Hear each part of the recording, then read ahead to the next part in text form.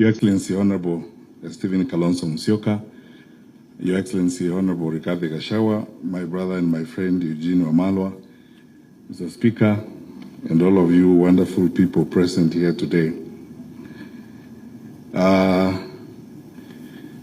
For clarity, the Honorable David Murathe, who was being talked about, is my colleague member of Jubilee, the Vice Chairman of Jubilee. Kembi Gitura is also here, and Torome and Wanja Maina. These are now recently, for the business of this red shirt I'm wearing, some of my compatriots. And thank you all of you for being here. Because we are not going to make long speeches, I want to start first of all by congratulating Honorable Muturi for doing this book. In the 90s, I'm actually looking forward to reading it. In the 90s, in the mid-90s, I served on a small committee with Professor Henry Ndangasi and the others in designing at the graduate school at the University of Nairobi a course that we called the African Autobiography. Because for those of you who may be students of literature and linguistics, the autobiographic genre became new to Africa, probably late 60s and early 70s, because autobiography was mainly a predominant genre for Westerners in terms of writing. There are many theories you could go into on that particular basis, whether or not Africans didn't have stories to write or Africans didn't have to write about their lives and so on and so forth. But it's gratifying to see that now in Kenya, the genre has not only taken root, but it's very vibrant and present. And we are looking forward to reading what J.B. Muturi has done. But most importantly, I spent about 9 years working on legislative strengthening. And this is where I interacted actively with J.B. Muturi when I ran the Kenya Parliamentary Strengthening Program as, first of all, the Deputy Director, then Country Director for Sunni, and then later on the Regional Director for East and Southern Africa. We served together a little bit. I was reminding JB now on the ALP project, the African Legislatures project, when we did an analysis and put together data on Africa's 48 legislatures. What makes parliaments work, what makes parliaments tick, the characters and the types of parliaments and so on. JB has always been a very resourceful person. In fact, I could be forgiven to say that on the African continent, when you look at experiential exposure and education on legislative work and institutional development in legislation, JB could be one of the about 5 or 10 who have built that body of knowledge and experience in legislative practice that you could actually consult, very much like the big speakers we consult from the Commonwealth Parliament, like the Lok Sabha in India and Australia and so on. I remember many things. I was asking Eugene what I should reveal and what I shouldn't reveal. Then Eugene kept reminding me some of those are too sensitive to reveal. But I remember how we had a lot of discussions with JB the first time we started implementing the new constitution on how the president should behave when he goes to parliament. Because the big debate exists whether or not when the president enters parliament, he should actually sit down in parliament, because the president is not a member of parliament.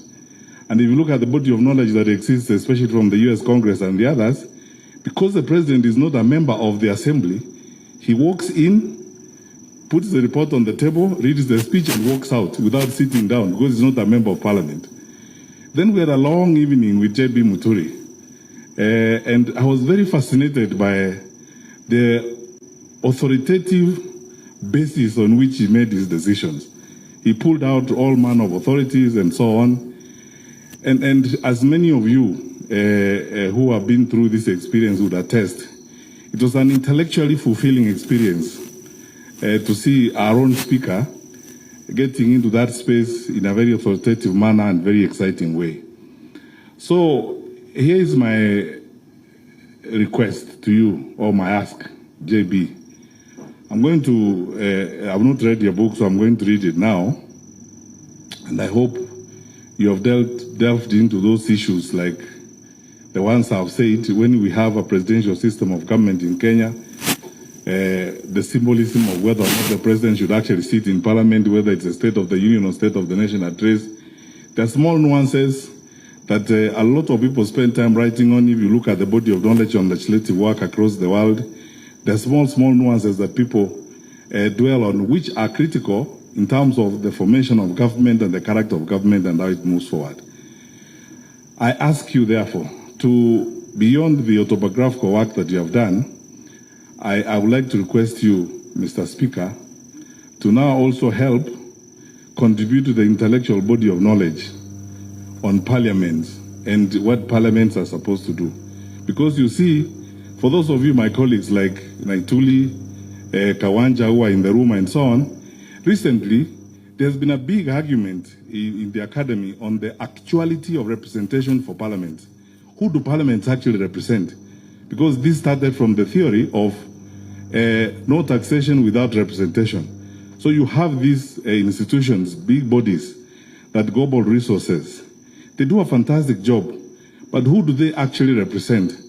Whether they enact, for example, a cybercrime law, like the one that was enacted, which you can see clearly it's diametrically at variance with the existing mood in the country and the democratic context in which we are operating. Where does representation begin and where does it end? And then finally, the history of our parliament has not been very well studied and documented.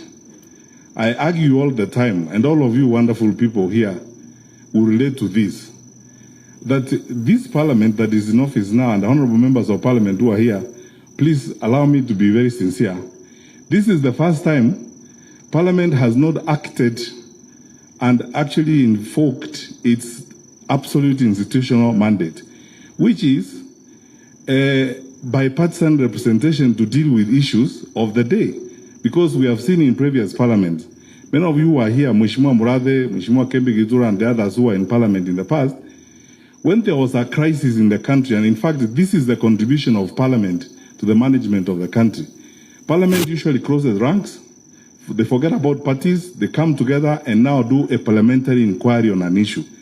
When the Gen Z demonstrations happened in 2024, and what happened in parliament happened, quite frankly, from a government point of view, and as somebody who has been a cabinet minister, I thought that the executive branch of government was going to take advantage of an absolute opportunity available to them, ask Parliament to have a bipartisan inquiry on what had happened, so that then they can follow and provide even an opportunity through which expression and discussion would happen on the challenges of Gen Z and what was happening in the country. Now, we haven't seen that rigorous use of the institution of Parliament for the good of the country, where, for example, investigations like those would happen. And both parties in government and parties in the opposition would sit and deal with those kinds of issues. When children burn to ashes in a school here, 21 of them, you expect a complete and thorough bipartisan investigation by Parliament. No, none of us here, I don't know whether there's anybody even in this room, who knows how many graves are in Shakahola and how many people died there. No thorough bipartisan parliamentary investigation. This is why there is now a big debate on the actuality of representation for legislative institutions. Who do they actually represent in the long run? Are they acting in the good of the people, or are they acting in the good of the political environment of the day? But anyway, such is life. Thank you so much, my brothers. And JB, you have done all of us proud. Continue to do what you are doing. But I would like to, because you have now shown us the way, please, I know you have a lot to offer. You have much more to offer than this book. So I encourage you, Godspeed as you give us the next phase of this, and may God bless you.